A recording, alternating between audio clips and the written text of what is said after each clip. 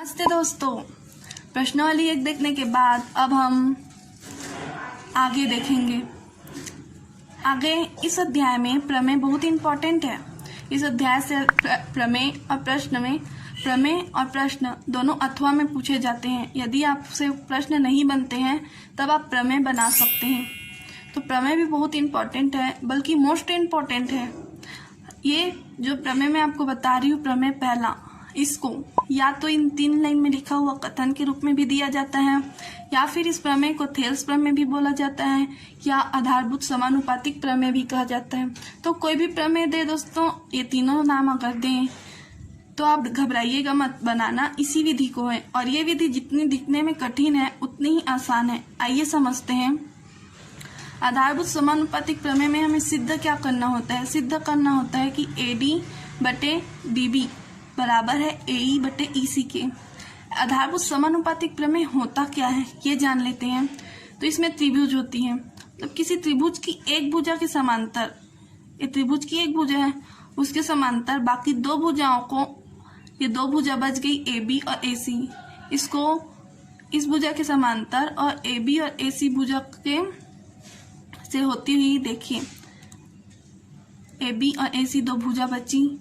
इसमें ये जो समांतर में रेखा खींच रही है वो AB और AC भुजा को भिन्न भिन्न बिंदुओं पर प्रतिच्छेद कर दी है। जो AB भुजा को D बिंदु पर और AC भुजा को E बिंदु पर प्रतिच्छेद की। प्रतिच्छेद करने के बाद ये रेखा खींचा गई। अब ये रेखा एक ही अनुपात में होती है, इनका अनुपात सेम होता है, मतलब AD/DB बराबर AE बटे EC, इनका अनुपात सेम हो जाता है।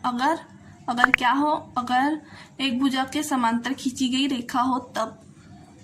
ठीक, यदि किसी त्रिभुज की एक भुजा के समांतर रेखा खींचते हैं तो जो डिवाइड होता है वो एक दूसरे समान अनुपात में होता है। यही आधारभूत समानुपातिक प्रमेय है। अब इस प्रमेय को सिद्ध करने के लिए हमें कुछ रचना करनी होती है। वो रचना है क्या? घबराइएगा मत दोस्तों, घबराइएगा बिल्कुल भी नहीं। देखिए, B को E से मिलाया, B को E से मिलाते हैं, यहाँ पर करके दिखाया है कि B को E से मिलाया और D को C से मिला दिया। मिलाने के बाद D से एक रेखा खींची AC पर,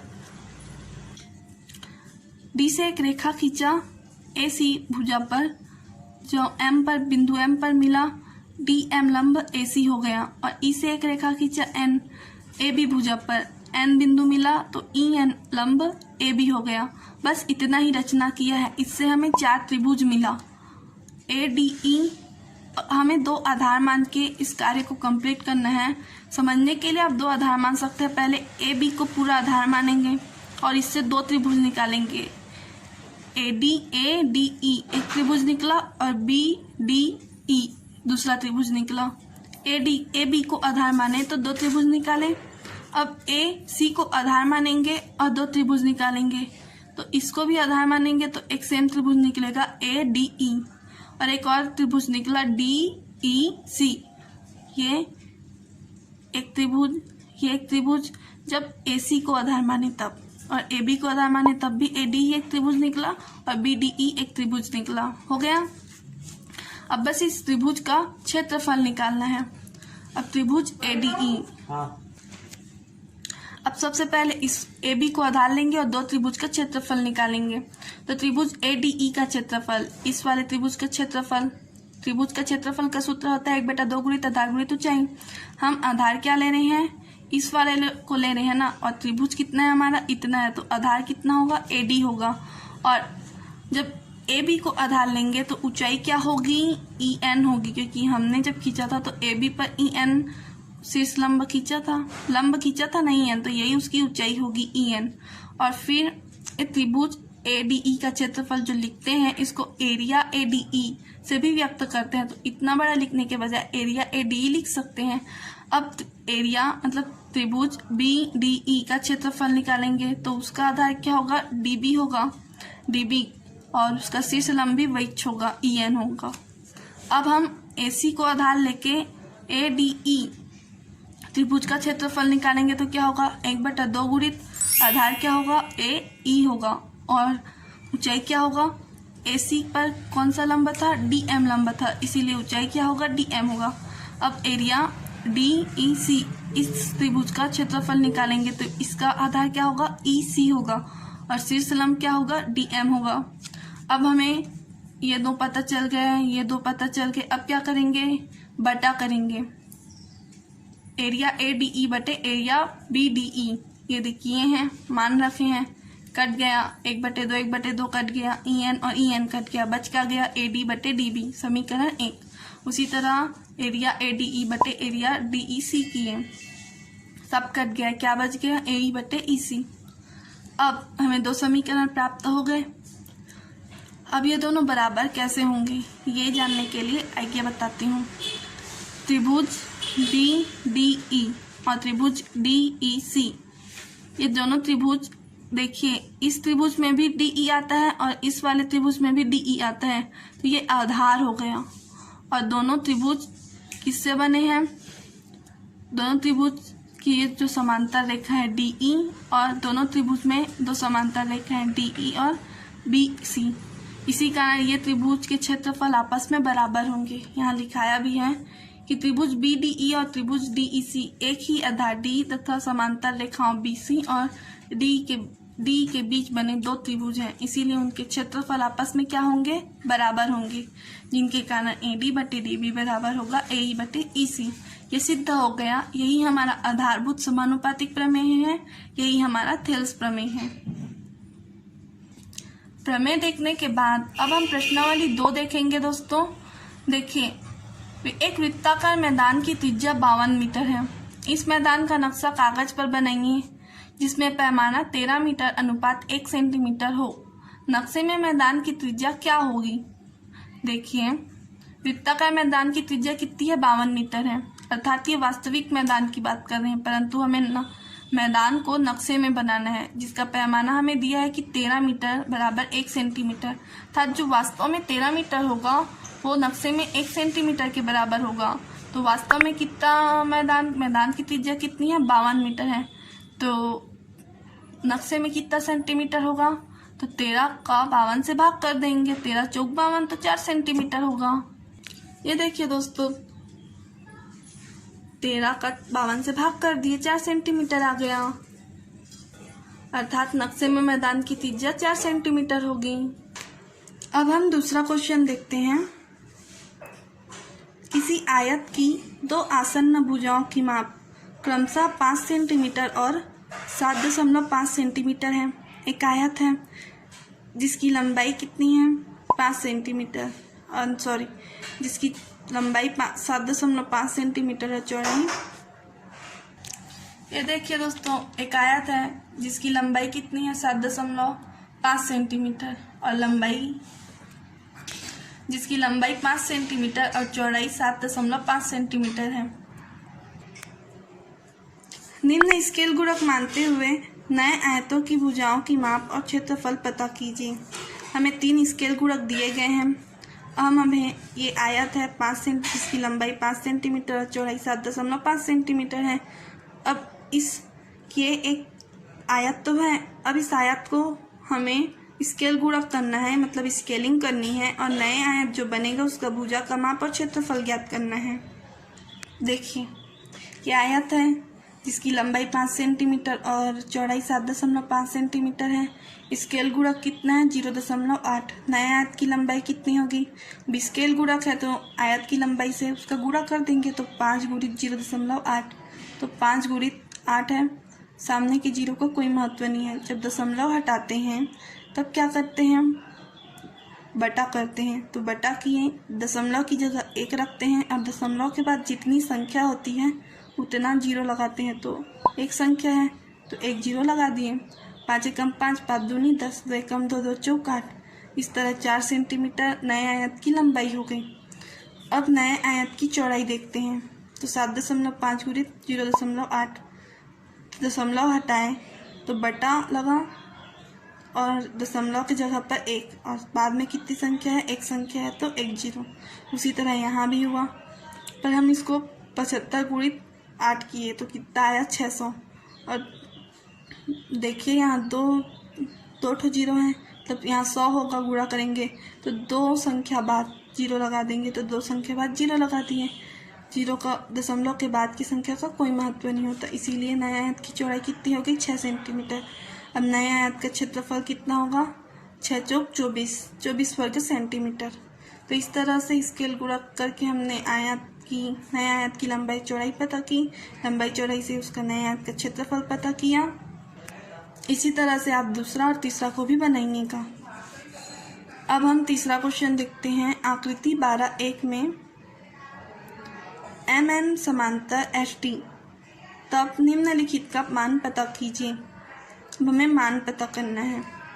देखिए दोस्तों, ये इसमें बोल रहा है कि MN समांतर HT, मतलब MN समांतर HT है। ये एक त्रिभुज है और त्रिभुज की एक भुजा के समांतर एक रेखा खींची गई है जो शेष दो भुजाओं को समान अनुपात में विभाजित करेगी। ये आधारभूत समानुपातिक प्रमेय है, अर्थात RM/MS बराबर होगा RN/NT की। ठीक है दोस्तों, MN समांतर HT है, इसीलिए आधारभूत समानुपातिक प्रमेय से RM/MS बराबर होगा RN/NT के। हमें RN का मान पता है 6, MS का मान पता है 3। RN का मान नहीं पता, NT का मान भी नहीं पता, तो RN/NT बराबर 3 एकम 3, 3 दूनी 6, 2/1 आ गया। हमें किस चीज़ का मान पता करना है TN का। यहाँ NT, TN बोलो या NT बोलो सेम ही है, और NR मतलब NR बोलो या RN बोलो सेम ही है।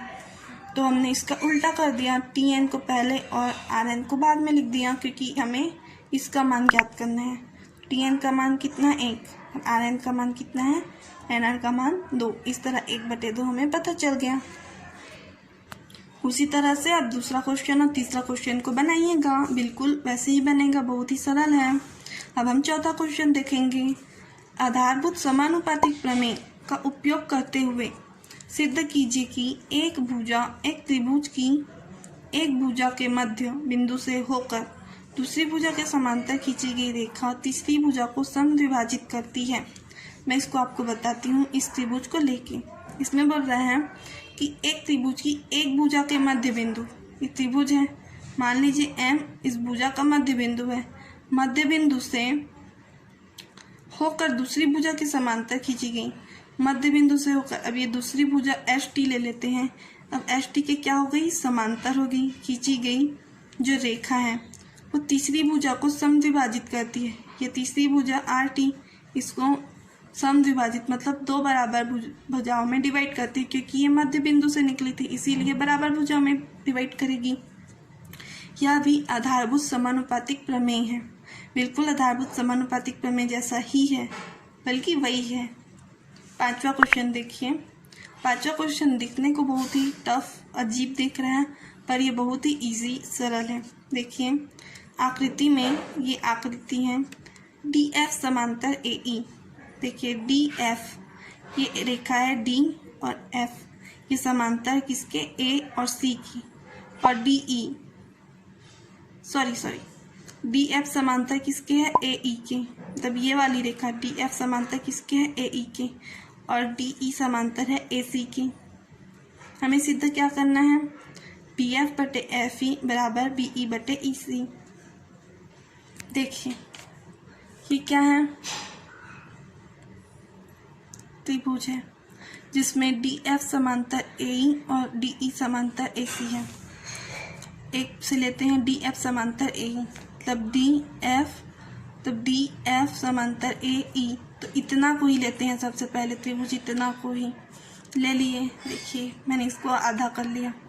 तो DF समांतर किसके, AE है, मतलब जहाँ समांतर होती हैं तो क्या होता है, उनके अनुपात समान होते हैं, यही आधारभूत समानुपातिक प्रमेय है।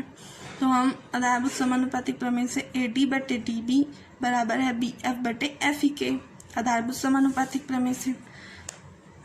उसी तरह बोला है DE समांतर AC, तब DE समांतर AC निकाल दिया, BE समांतर AC।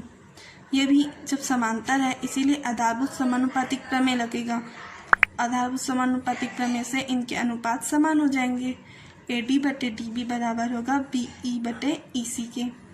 हो गया। अब समीकरण 1 और 2 से AD/DB सेम है, इसीलिए कट जाएंगे, तो ये और ये एक दूसरे के क्या हो जाएंगे, बराबर। डी एफ बटे एफ ई बराबर बी बटे ई सी। इस तरह से सिद्ध हो गया। अब छठवां क्वेश्चन देखते हैं। किसी त्रिभुज पी क्यू आर की भुजाओं पी क्यू और पी आर पर क्रमशः बिंदु ई और एफ स्थित है। ये त्रिभुज है पी क्यू आर त्रिभुज है। इस त्रिभुज पे इनकी दो भुजा, 3 भुजा होती है लेकिन 2 भुजा पी क्यू और पी आर पे 2 बिंदु है ई और एफ, 2 बिंदु हैं। निम्नलिखित में से प्रत्येक स्थिति के लिए बताइए कि क्या ई एफ समांतर है क्यू आर के, मतलब ई एफ समांतर क्यू आर। ये मान दिया गया है, हमें पता, यदि मान में हम हल करेंगे, यदि मान समान होते हैं तो ई एफ समांतर क्यू आर, और यदि नहीं होते हैं तो ई एफ नॉट समांतर क्यू आर। मैं आपको दूसरा क्वेश्चन बताती हूँ। देखिए, यहाँ पूछ रहा है कि ई एफ समांतर क्यू आर है, इसीलिए हम आधारभूत समानुपातिक प्रमेय लेंगे। मतलब पी ई बटे ई क्यू बराबर पी एफ बटे एफ आर लिए हम दूसरा क्वेश्चन के मान को रखेंगे। पी ई का मान कितना है 4, क्यू ई या ई क्यू का मान है 4.5।